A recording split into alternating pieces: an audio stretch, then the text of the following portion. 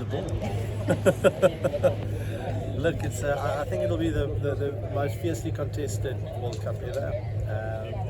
A lot of teams that's good enough to win it. A lot of teams that's good enough to beat each other on any given day.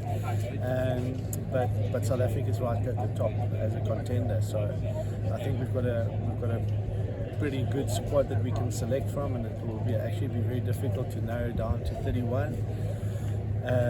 But we're in for a shout.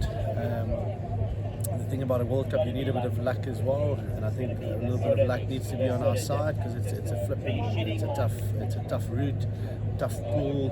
Quarterfinals, we all know, New Zealand or France, the hosts, and a quarterfinal, and then semi-final tough, and then a final. So all to play for, but certainly South Africa's in there for a shot. And if there's one team any of the others do not want to play against in the World Cup, South Africa will be right at the top of that list. John, just one for me, if you don't mind. Just wanted to talk about the state of Test rugby right now, where we are. With many teams picking up their hands. We see now in the Six Nations. Where do you feel the state of Test rugby is right now in the world? It's extremely strong and competitive. Like I said, going into this World Cup, you're probably looking at about 6 teams that I think will be good enough to win it, and then probably another 4 that's good enough to beat any of the other.